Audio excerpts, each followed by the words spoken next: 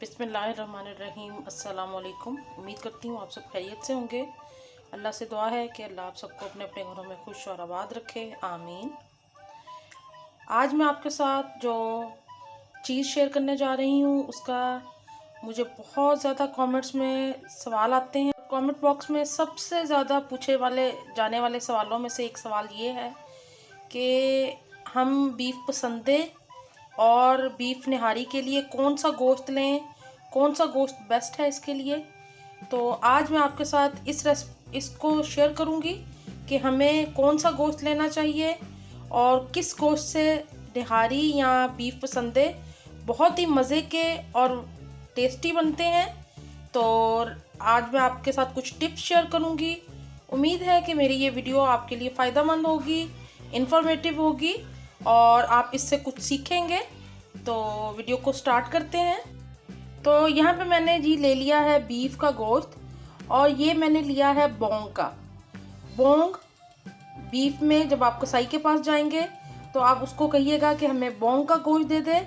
Bong का गोश्त भी इसको कहते हैं और मछली का गोश्त भी इसको कहते हैं। मैं आपको दिखाती हूँ ये जो मछली है, एक मिनट, ये देखें, ये इस तरह का गोश्त होता है मछली का। ये देखें, ये वाला पोर्शन है इसका और आपने ये वाला पोर्शन कह के बुचर से लेना है। बड़े पीसेस लीजिएगा।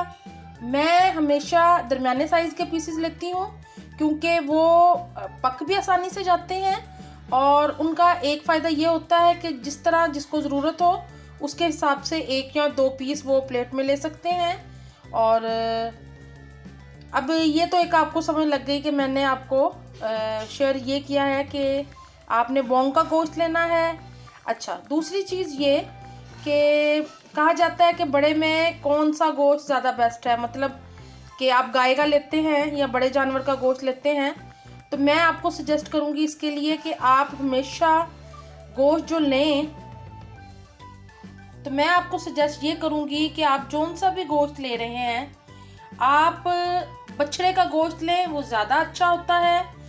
कलर का मैं आपको बता दूं कि जिस तरह ये पिंक पिंक आपको कलर नज़र आ रहा है तो पिंक कलर का गोश्त लीजिएगा। बहुत ज़्यादा रेड या डार्क कलर का हो, मैरून कलर का या रेड का, तो वो गोश्त नहीं अच्छा होता, बड़े जानवर का होता है और पकने के बाद उसका टेस्ट भी इतना मज़े का नहीं होता और ना ही वो खाने में अच्छा लगता है।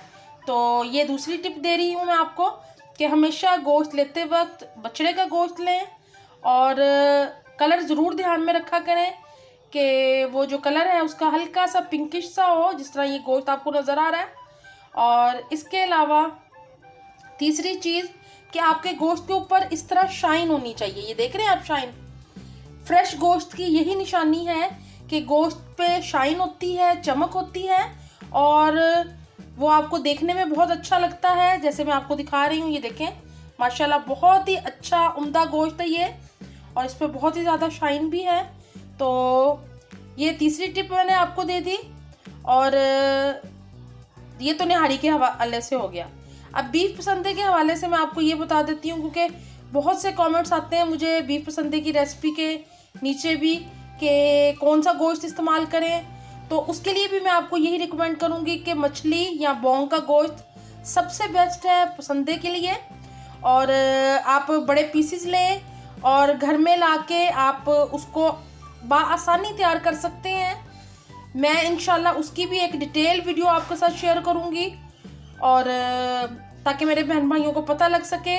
और अगर आपने अभी बनाने हैं और आपको जल्दी रेसिपी चाहिए तो आप मेरी बीफ पसंदे की रेसिपी को जाके देख सकते हैं। माशाल्लाह आप सबके बहुत ज़्यादा व्यूज़ हैं उसके ऊपर, बहुत पसंद किया आपने मेरी इस रेसिपी को। तो उसके ऊपर जाके देखें, मैंने मुकम्मल डिटेल में पसंदे बनाने की तरकीब बताई है, उस पर पूरी मैंने आपके साथ इंफॉर्मेशन शेयर की है उस वीडियो में। तो मैं लिंक डिस्क्रिप्शन बॉक्स में दे दूँगी, आप प्लीज़ ज़रूर जाके चेक कीजिएगा। मुझे उम्मीद है कि आपको मेरी ये सारी टिप्स अच्छी लगी हुई होंगी और अगर आपको अभी भी कोई आपके दिमाग में कोई क्वेश्चन है या आप कोई चीज़ पूछना चाह रहे हैं या आप मेरे साथ कोई चीज़ डिस्कस करना चाह रहे हैं तो कमेंट बॉक्स हमेशा से खुले हैं। आप कमेंट बॉक्स में जाके अपनी क्वेश्चन दे सकते हैं और इंशाल्लाह मैं उसका ज़रूर आपको जवाब दूंगी। मुझे उम्मीद है कि आपको मेरी ये अच्छी और मुफीद रेसिपी वीडियो अच्छी लगी होगी, तो आप इसको ज़रूर शेयर भी कीजिएगा ज़्यादा से ज़्यादा।